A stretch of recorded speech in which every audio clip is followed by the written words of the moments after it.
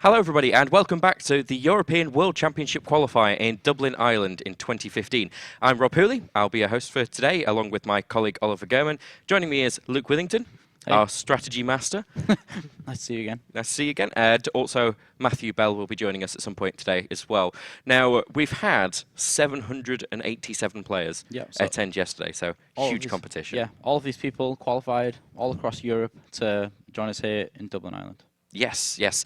Now, we have actually cut today to the top 128 players. Now, yesterday we had a look at kind of like where all of these players had come from, because of course with the European Championships, you got all sorts of different language-speaking players all coming to one place to play Yu-Gi-Oh! So let's have a look at our country breakdown, just see exactly where they came from.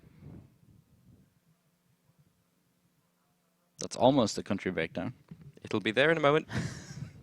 There it is. Now, as you can see, a huge representation from the United Kingdom. Yeah. 213 players all making their way over to this little isle.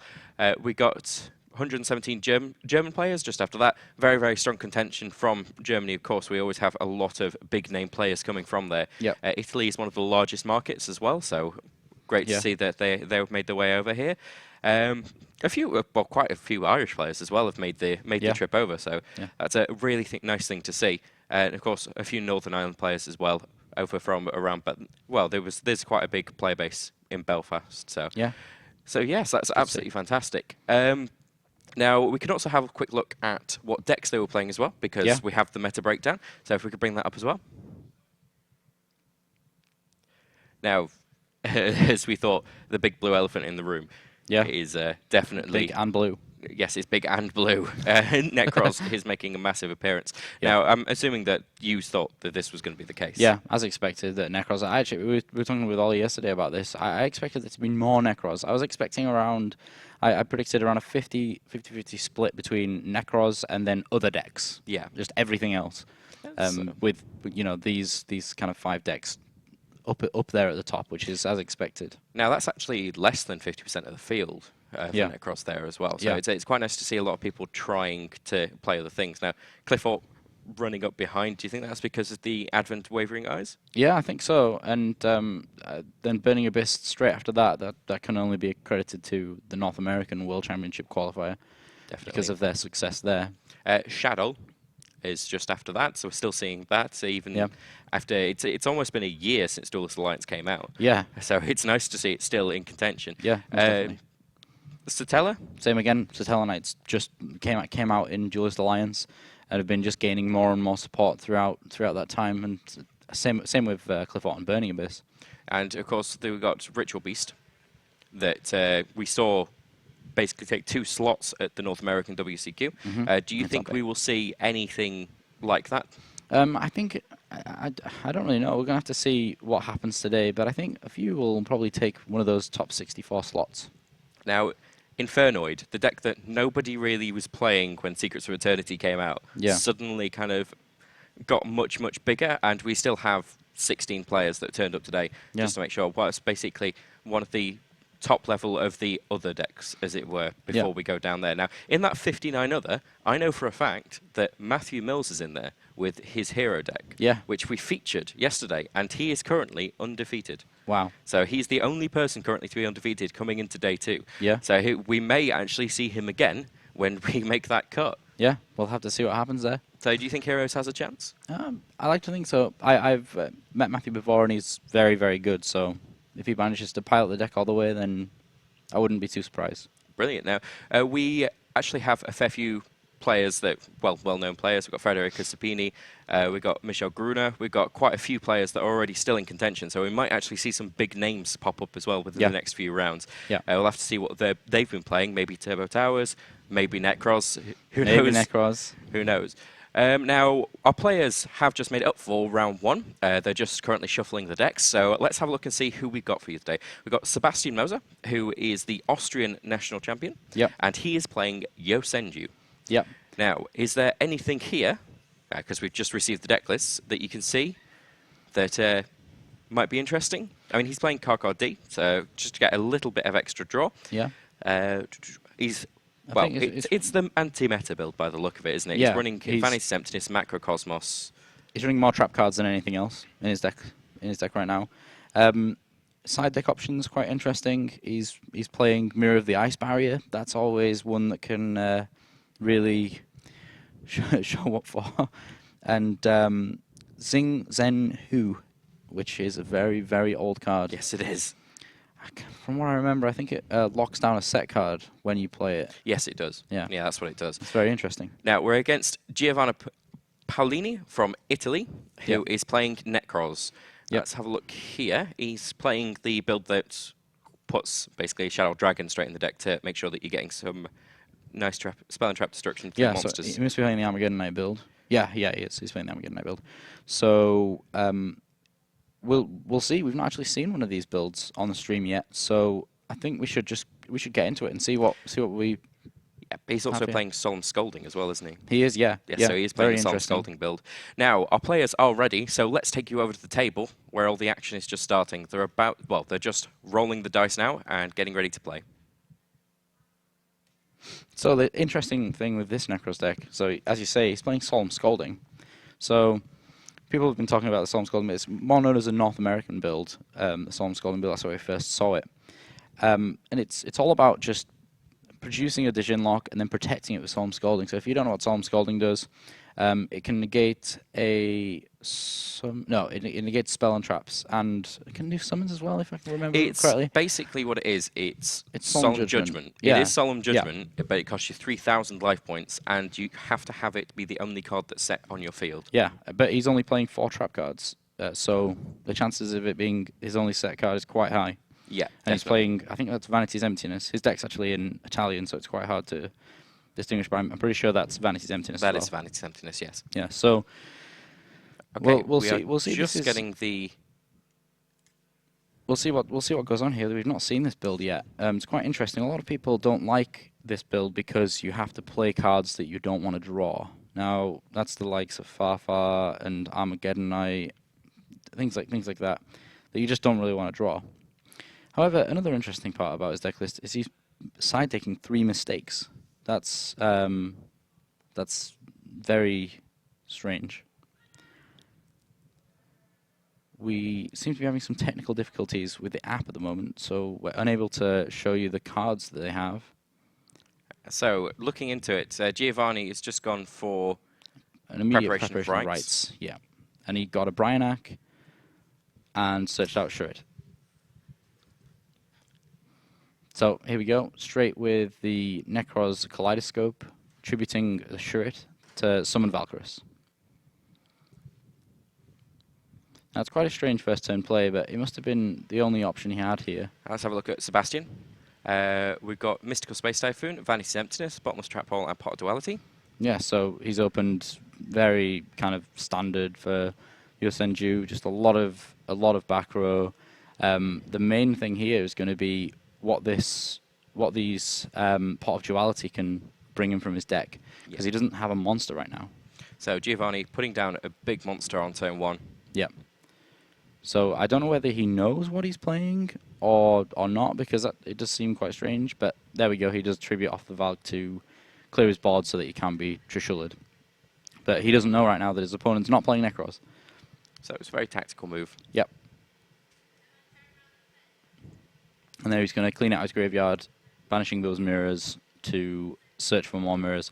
Now, just things your deck allows you to have a draw phase next turn, which isn't just drawing into other mirrors, because you can search them out, so there's no point drawing into them and wasting your draw phase like that. So he's amassing quite a nice hand there. Yeah, so he's perfectly crafted his hand for next turn, being able to summon Senju, get a Unicorn, play Nekroz Kaleidoscope on that Unicorn, do that whole play. So let's see just how shocked he is when he finds out his opponent's not playing Nekroz at all. He's playing Yosenju. Well, to see Yosenju go so far up at the moment, because this is actually, we didn't mention, a bubble match. Yeah, so they neither of them really want to lose this. No. That's probably one of the reasons why Giovanni is actually playing so cautiously. Now, that is a Kama 1, a Tenki, and a Kama 1. Looking at Sebastian's hand, he's got quite a nice little... yeah, so that's perfectly fine. defense. He has a monster now. That's all we were waiting for, because he doesn't play many monsters, so the trouble is usually having too many spells and traps cards. But he has a monster now. Now all he has to do is protect that monster for a little while. And he's adding Kama 3 to his hand, so when Kama 1 and Kama 3 jumps down, he can then search for another card. He'll have a Bottomless Trap Hole and a Vanity's Emptiness with 2 Mystical Space Typhoons. The Mystical Space Typhoons getting rid of the Solemn Scoldings, and Vanity's Emptiness getting rid of his deck. Yep. Yep, pretty much. There's no question. Vanity's Empty Smash. Vanity's Empty Smash, yes. Very interesting card name there. Very interesting. So the thing with the Yosenju monsters, they're a lot like the old Spirit monsters. Whenever they've been normal summoned during that turn, they return back to the owner's hand during the end phase. That's correct, yeah. So here we see Karma 1 and Karma 3. So Karma 3's effect is when another Yosenju monster inflicts damage to your opponent, you get to go and search your deck for another Yosenju card. Now, that's pretty powerful, considering Yosenju have the Yosenju Secret Move card. Yes. Now, that's just a New Age Infernity Barrier. That allows you to negate any effects, whether that's a spell or a trap or a monster effect, and just destroy it. It's pretty powerful, but you gotta have a Yosenju card on the field. Which is why they play the Yosenju Sinju, isn't it? The Pendulum one, yeah. Because that kind of sticks actually around. playing that. Is he not? No, he's not. All right, well, he is still. playing he's playing Kama 1, Kama 2, Kama 3, and Suchik. This Yeah. is only Yosenjus. Yeah. So still, what it allows him to do is make sure that whatever plays he wants to make during his turn are definitely going to happen. Yeah. That is the idea. Yeah. So the idea behind this Yosenju deck is just to control your opponent with these spell and trap cards, and then you just keep bringing your monsters up and down on the field to be able to attack. So something else that we missed out on mentioning is the fact that when the Yosenju monsters are summoned, they can normal summon another Yosenju monster straight away, and you can just keep doing that over and over again. You can just summon like 5 Yosenju monsters straight away and hit your opponent with them. Now, that's quite a lot of damage when you can do that over and over again, especially when you keep getting a search off of Karma 3. So it's basically they just like jumping. Yeah, they like jumping a lot. Yeah, it's raccoons that like jumping. Yeah, so they like jumping up and down and spinning around and Yosenjuing, if that's a new verb that I can make up on the spot. Okay, so we got a Senju of 1,000 Hands coming down, and it's going to search the deck. It'd be so much better if they were chameleons. You'd be like, I'm a chameleon? No, okay, right. No. Yeah, No. so Senju goes into the deck here, and he's going to be looking for that unicorn.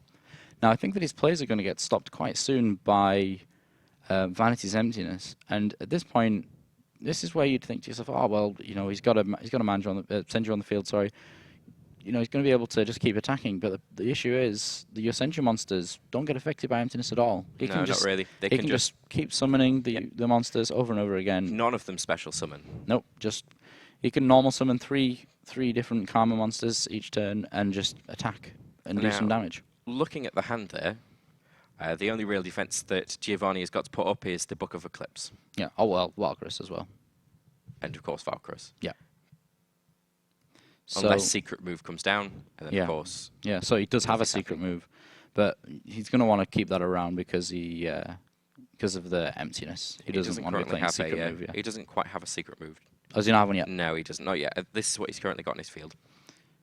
Right. So yeah, Bottomless Trap Hole, Mystical Space Typhoon, and the Vanity's Emptiness. Yeah, so I think he's gonna normal summon 3 of his Yosenju monsters and attack. And Suchik is going to just make things absolutely huge.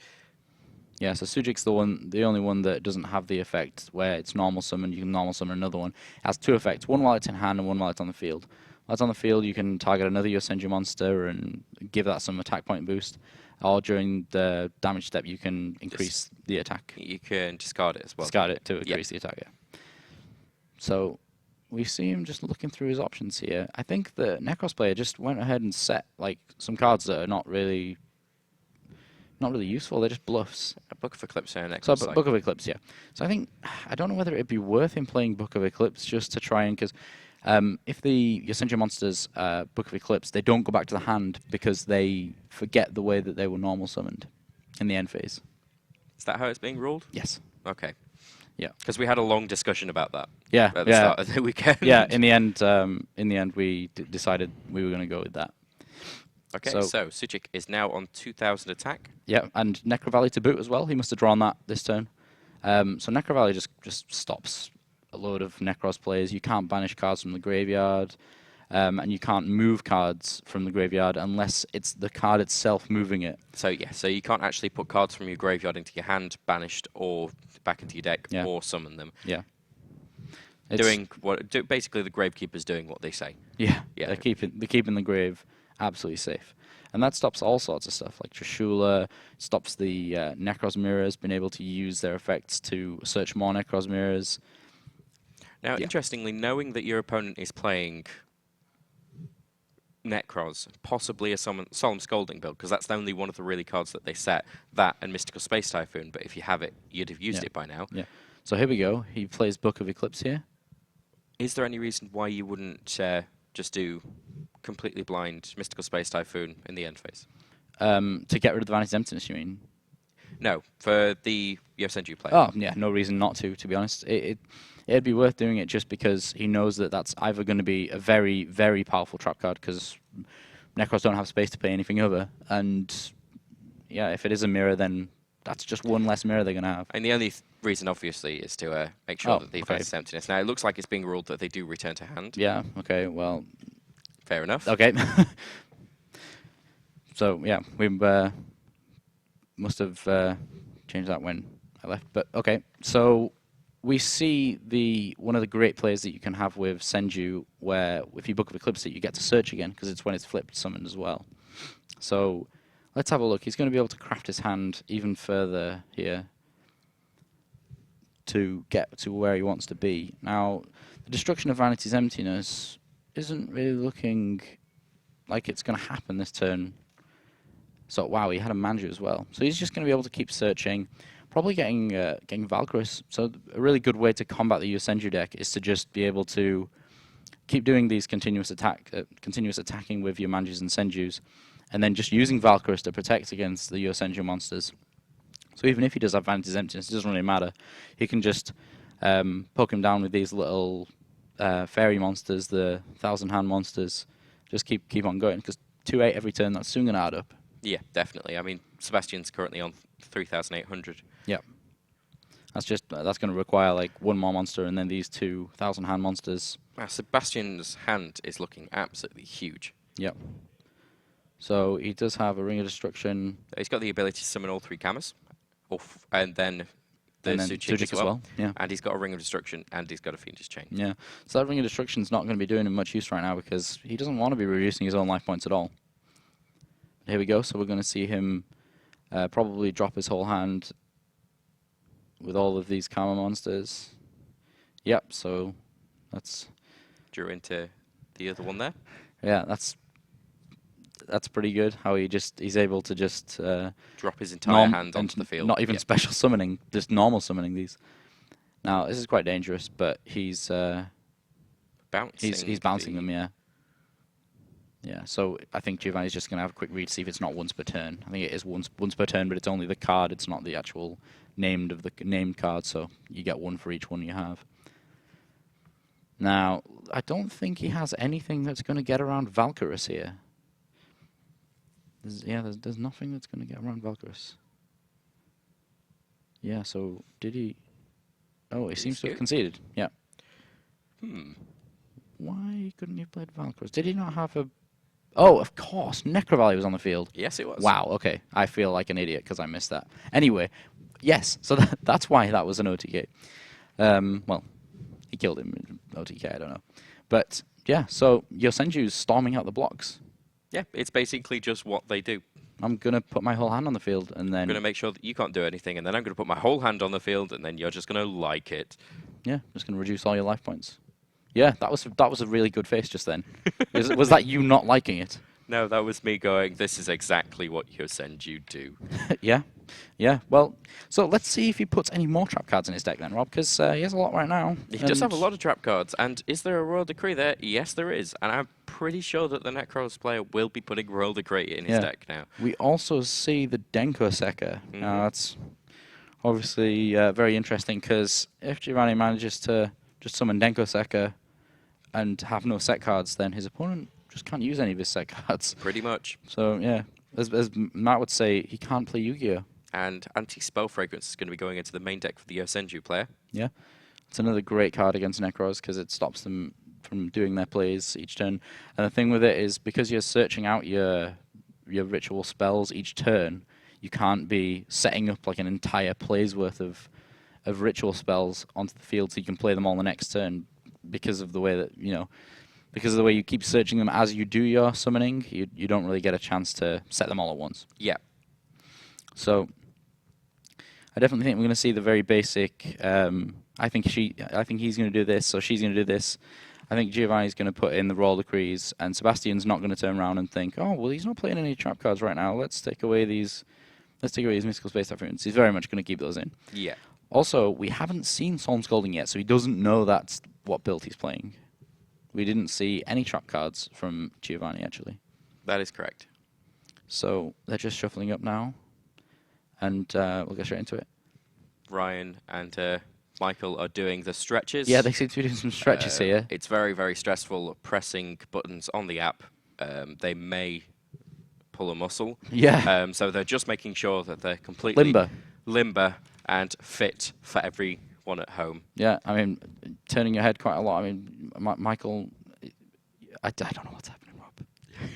I can't keep this up. What's going on? I don't know. I have no idea. It's like they're having a mild aerobics class in the middle of the feature match area. But, the players seem unfazed, to be honest. I think okay. Sebastian's kind of weirded out. Yeah, a little bit. That's why he's just not looking. He's not looking at them. He's like, if I can't see it, then that doesn't mean it's happening. Okay, so we're going on to the next Back game. to the There's Yu-Gi-Oh! the handshake. And hopefully Ryan and Michael are limber enough to tell us what's in the hand. Yeah, let's see those loaded in. So yeah, it's going to be very interesting to see whether we get some of these side deck options. There? I see a trap card and he has multiple monsters, which isn't fantastic for a Yosenju player. I see a Karma 1, and that spell card. What is that spell card? I don't see what the spell card is. But I think a lot of his spell cards are ones that you just directly play as soon as you have them. So. Okay, so we've got a Bryonac Unicorn Kaleidoscope and 2 Mantra. That's a card D. Wow, that's fantastic. And 5 Formation Tenki, Cam 1, Fiendish Chain, Mind Crush, and the card D. Yeah, so card is a very interesting card. It allows you to tribute itself during main phase 1 to draw 2 cards, but immediately you have to end your turn. That's correct, yeah. So you're kind of trading off part of your turn for more cards. Now that seems pretty worth it to me. Giovanni has just drawn into Shadow Dragon. Yeah, so again, this is one of the reasons why some of the players don't particularly like this build, because you may draw things like the Shadow Dragon. The Shadow Dragon's not one of the worst ones to draw, because you can use it for a ritual summon, and then it gets its effect to destroy a spell and trap card on your opponent's side of the field. Yep. Now, Sebastian's got the Mind Crush and Fiendish Chain down, so any searches that happens, he is going to get rid of it. Yeah, so the Mind Crush can be really well timed against the Nekroz deck, where if they're about to summon something using one of their ritual spell cards, if you Mind Crush it, not only do they not get to summon anything at all, or potentially have to, because if they've played it, they have to try and perform that ritual summon. If they don't, if they don't have any ritual summon possible, then what they have to do is just reveal their hand to you. Now that's very important. Yes, knowing exactly what your opponent's got. Now looking at it, he already has a Kaleidoscope in hand. Yeah. And a Unicorn. Yeah. So let's see. I don't know if he's already searched or not. I don't think he's searched yet because we've still got Manju in hand, so it's not updated yet. And he's just searched for Trish. That's potentially so he's gonna do the fake out. He's gonna fake it out. He's gonna fake it out, Rob. This is exciting. I do this quite a lot. It's exciting. It's exciting. So I think he's gonna go get Shuret from his deck. I don't know. I do this little fake out quite a lot. So let's see. Yeah. So he had Shuret. He's gonna play Kaleidoscope, and his opponent's gonna have Mind Crush. He's gonna think, oh, I'm just gonna Mind Crush that Unicorn there. And he's going to be pleasantly surprised when he flips that up and says Unicorn. He's going to discard that. Oh no, he said Shuret. Oh wow, okay. So he outsmarted the outsmart. That was he outsmarted the outsmart. He outsmarted the outsmart. However, my word. My word. He outsmarted the outsmart. Right, but so not necessarily. He saw him that he was going to search that Shuret, and so he managed to just continue with his regular line of play. That's a really good move to do that, because if your opponent does call Unicorn and doesn't outsmart the outsmart, then you can just tribute the Shuret from your hand and summon the Trishula, and then your opponent just gets Trishula'd, which is unpleasant. So, He's going to continue we his are. regular line of plays now. Yes. And so he's got the Unicor on the field. So Unicor's not, in this matchup, not going to be much use. It negates the effects of monsters special summon from the extra deck. But And Shurit went and got a... No, it wasn't sure. It was the Herald of the Arclight. the Herald of the Arclight. But still. Did not see it go to the graveyard. Yeah. Okay, so there goes down the mirror. Trishula comes out, and it has a Fiendish Chain on it now. Yeah, so that's unfortunate. We're going to see him do 3/7 here. So Now, it's important to note Sebastian went up to 3 card D, and unfortunately he has now drawn both of them with his card D.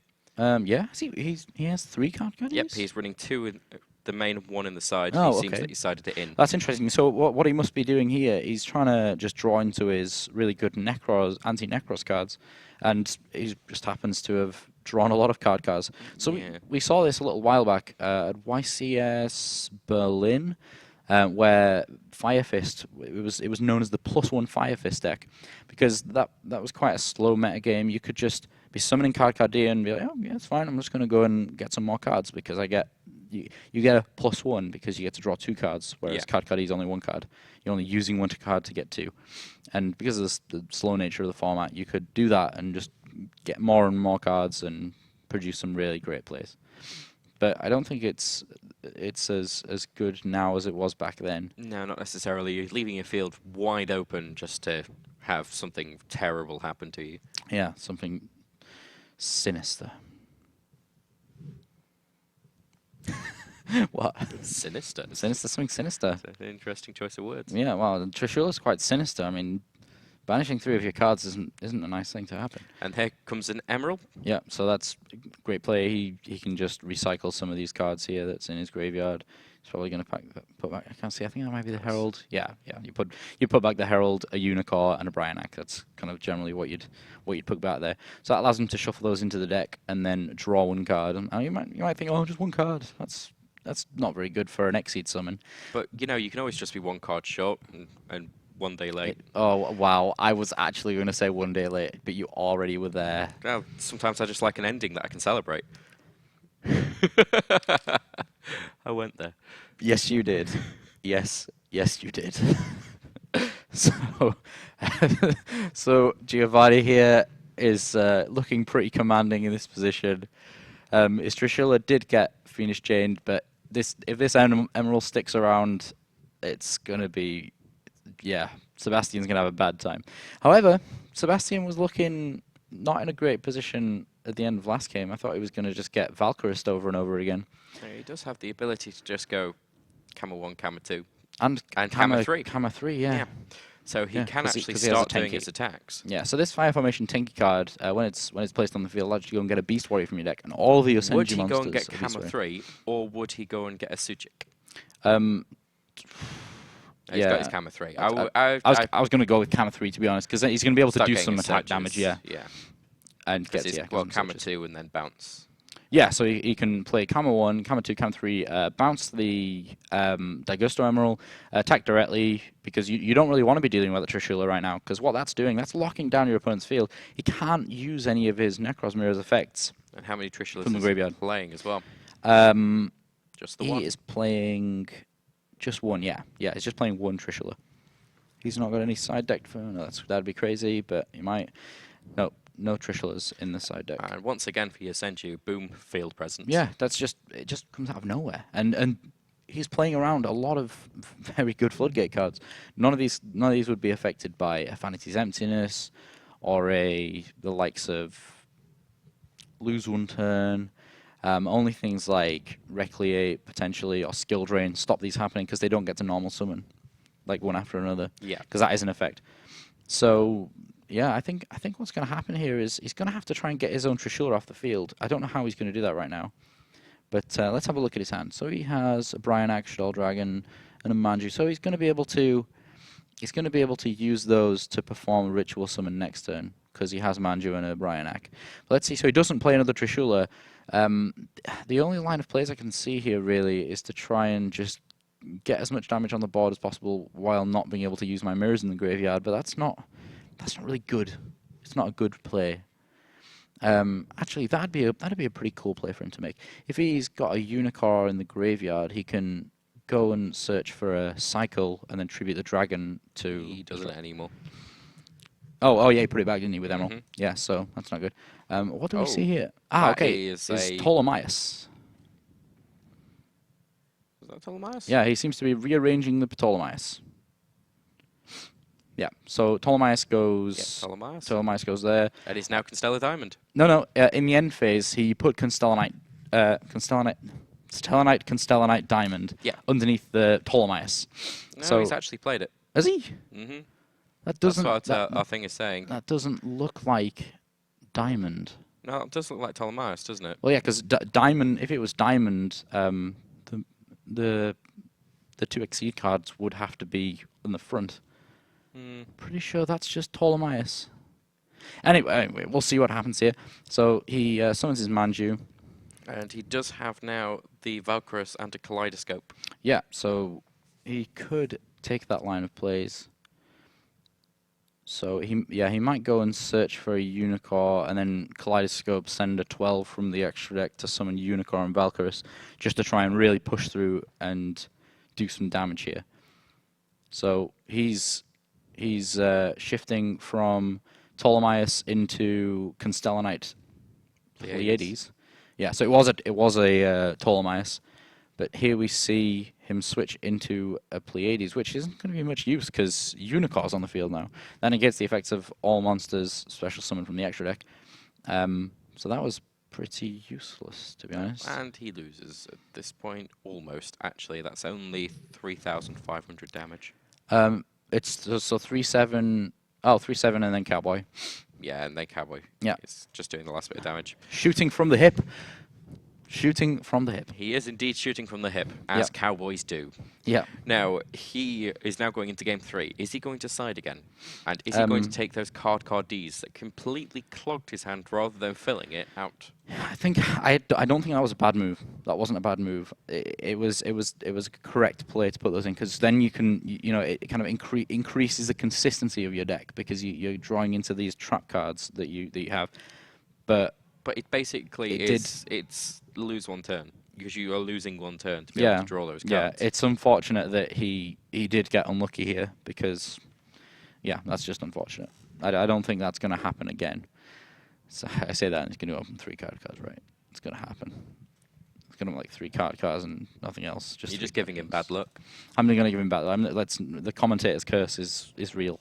So yeah, we might see him side deck one out just because of that. He might just be thinking, wow, my card cards don't really like me. I'm going to take one of these out. He's going to have to find the one that he put in. Must be the cursed one. Must be cursed somehow. Yeah, it's very possible that he put a second Necro Rally in as well. Yeah, that I most definitely think he would have. Potentially the Dimensional Fissure doesn't really affect Nekroz too much. Well, it's annoying. It's annoying, yeah. Because you're not going to have any Valkyrus targets. Yeah, you're not going to have anything for any of your ritual cards. Yeah, but you can. It's a target for Trishula, not a target. But to be fair, there's Macrocosmos. Yeah, and that's mildly frustrating when you play Macrocosmos because all of your mirrors are going to get banished whenever you play them as well. Yeah. And your Herald of the Arclight's not going anywhere, which is just not nice. But still, so he's still going to have a load of these trap cards. It's quite funny actually. He's playing only one lose one turn. That's quite weird. I'd play more because lose one turn, lose one game, as they call it. I don't personally call it that, but that's what the cool kids are doing. So look what else he had to fit in. Yeah, all sorts of stuff.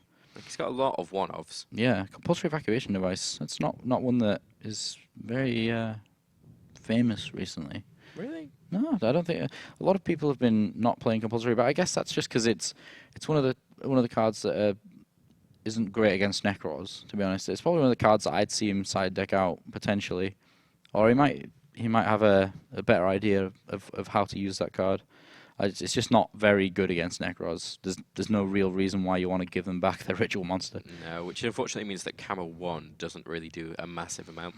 Yeah, so I think Camo 1's slightly more effective because it doesn't stick around on the field. It's one of those when it's like, oh, I really get to choose when I want to use this effect. Whereas Compulse, you may be forced into using it if your opponent uses Nekroz Mirror and you see they have a Shrit in the grave and they've just searched a Trishula, then you know the inevitable is going to happen, and you don't really want to be playing that compulsory evacuation device. Whereas the Hammer 1 is like, it's always going to be back in hand. It's good. So it seems Michael and Ryan have finished doing their aerobics now. And we're going to move straight into game 3 here. They're just shuffling up. So, who do you think we're going to see go first here? It's a very good question. I think it's most likely going to be the Yosenju player. So he can just get his setup. Yeah, I think both players kind of have the mindset of I want the Nekroz player to go second because the Yosenju player wants to be able to get his trap cards and set them up first turn. And the Nekroz player wants to draw more cards. Yeah, why not? It's that as well. It's just there's no reason to go first. Like you don't get to attack in your first turn, and you get more cards. So you get more cards and you can attack. Yeah, and Nekroz really enjoys doing that, and they can just win very quickly, producing quite powerful boards of monsters. That's actually quickly. A change that's happened whilst we've been on the live stream, isn't it not? Last year. Was it? It's really strange. It came out with the Super Starter Space-Time Showdown. Oh yeah, with Space-Time Trapple. That was. It must have been just then because I'm trying to remember. It actually feels like we've always been this way, but I've been playing this game for like over 10 years now, and it wasn't like that. No. It used to be everybody wanted to go first because they got set up and they get to draw extra cards. Yeah. And now when we're at a phase where it's like, I should go second because I'm going to get more cards and I can attack. Yeah. It was actually really interesting when that rule change came into place because so many people were like, but I don't know. Does the dice roll matter now? Do I get to choose? That's the point. It does matter. Yeah. Like people, because it was always a case of you want to go first. Yeah. Like you always want to go first, and it just meant that part of the rules just completely so out. that is quite interesting that Sebastian decides that he's going to let Giovanni go first. There's preparation of rights. That's not what we were saying. We were wrong. No, So he's going to let Giovanni go first here. I don't know why. Maybe he's side decked in such a way where he's going to be able to play some good cards or something in the second turn. He just wants 6 cards. Now looking at Sebastian's hand, Necro Valley, Fiendish Chain, Bottomless Trap Hole, Pot of Duality, and Yosenju Kama 3. That would have been a fantastic turn one. First turn, yeah. That would have been a really good turn one. So it may have just been a little bit of a misplay. Yeah, and so Giovanni's also going to be able to just set decree and pass. That's a real shame. Yeah. Well, we don't know what Sebastian's going to draw into. He may get the Mystical Space Typhoon he needs. Oh, yeah, he may just be seeing but to be honest with you, not. I believe that this is rushing towards some sort of Gin Lock, maybe? I wouldn't see a Dijon Lock being played against Yosenju. It doesn't really do anything. Silly. It's just, it seems that almost that line of play. Unless he's just forgot. He may just have forgot he's playing against Yosenju and he's thinking, this Nekroz player's going down. What? I don't know. He might have just forgot. Okay. It's kind of thing I do. I just like get into game 3 and think, I don't know what I'm playing against anymore. And then I see him like summon a Tellarknight, I'm like, oh, that's not Yosenju's. I don't know what's going on anymore. Okay. Game 1 I thought I was playing Burning Abyss, and game 2 I'm playing against Fire Fist. Yeah. They kind of rhyme, I guess. Abyss Fist, I don't know. So, basic line of play here with the Nekroz deck. He gets a search with the 1,000-hand monster. He gets to summon his Unicorn to send his Herald of the Arclight to the graveyard, which allows him to continue his searching here. So he's probably going to be able to make an Exceed play, and I do wonder what he's going to go for.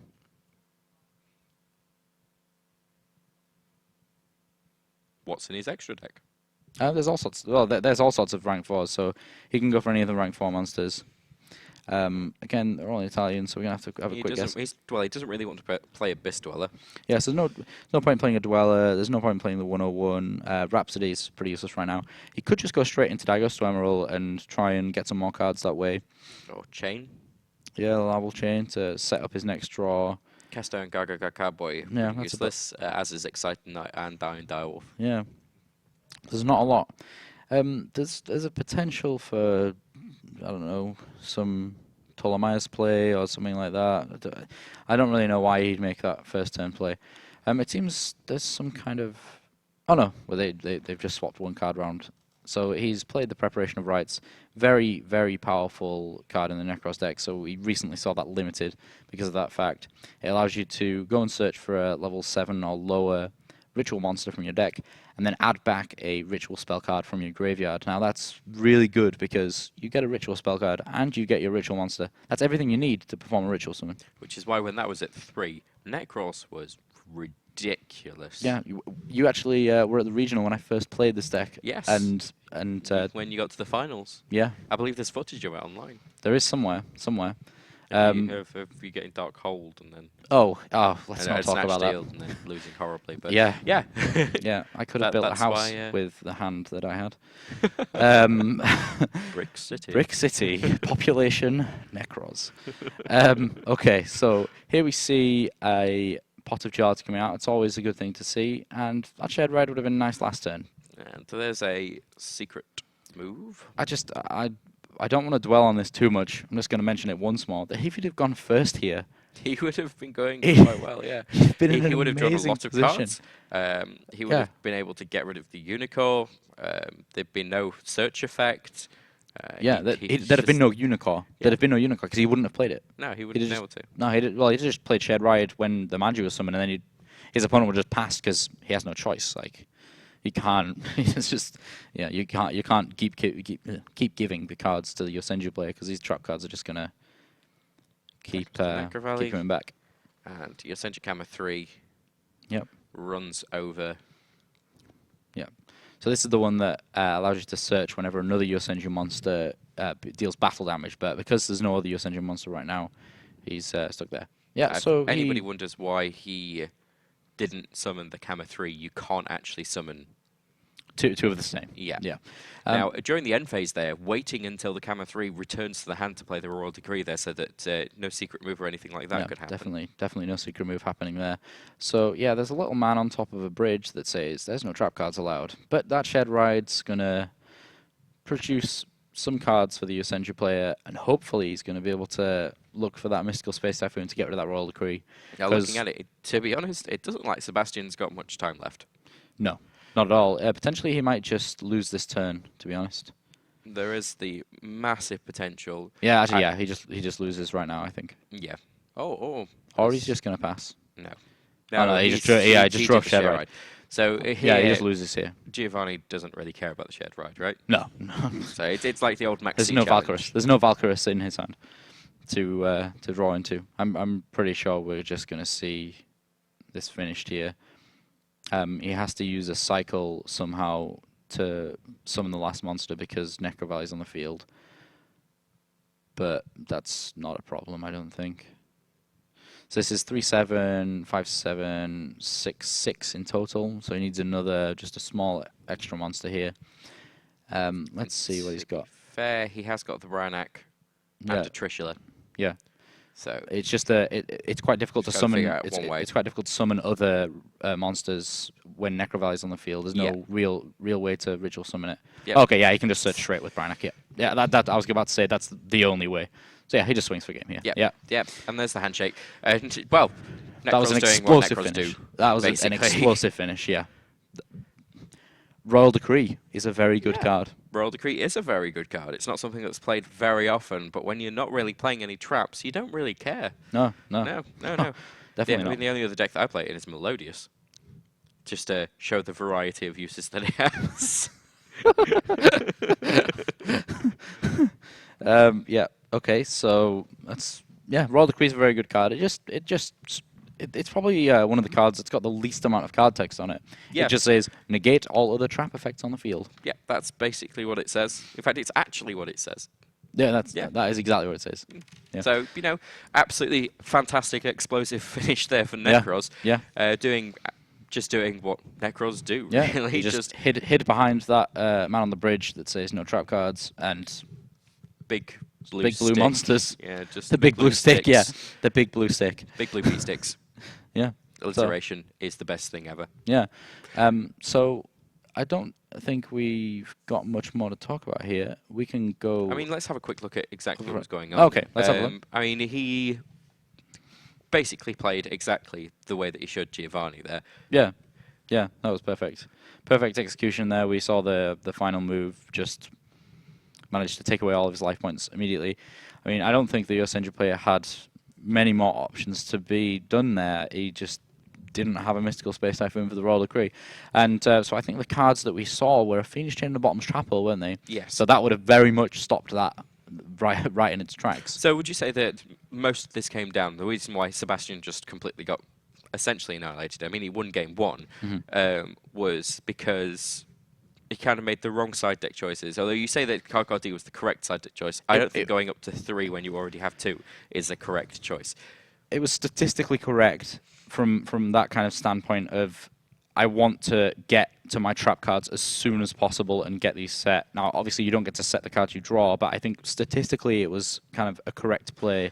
But you do have that, you kind of increase that risk-reward factor of... It's the case of... I really want a card D, it kind but of I might draw more than one. It increases your chances of drawing it, but I still say that it reduced the consistency of what he was actually trying to find. Simply by giving himself a card that means that he loses a turn, and then it opens himself up to a 1-turn kill under anything that would negate his traps. Yeah, that's true. And the thing is, there's not a lot of cards in the game that do just say, I'm just going to negate all of your trap cards. There is only one, well, and it just happened to be. What's the other one? Trapstun. Okay, yeah, Trapstun. So there's a possibility of 6 cards. 6 cards. 6 cards in a 40-card deck is a lot of cards, more than your card D. That's true. Yeah.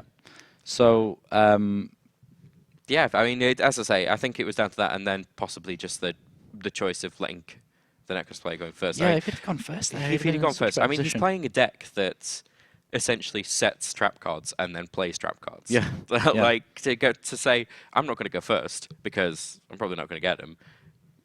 Yeah, not really a great outlook there, but still. So we see Giovanni progressing here through the tournament. Yes, that was a bubble match, so I do believe that it's possible if Giovanni wins the next round as well that he'll be going through. Make the top cut, yeah. Yeah, so we may be seeing him again, maybe seeing his Nekroz build. Well, of course, as you know, the kind of interesting one that runs the Scoldings and everything, the more North American build. See how exactly that goes in the European, tournament, really. Yeah. Cool. Okay, now that was an absolutely explosive finish, absolutely fantastic game. We're going to have an interview with you very, very soon with my colleague Oliver Gurman and the winner of this round, Giovanni. See you soon.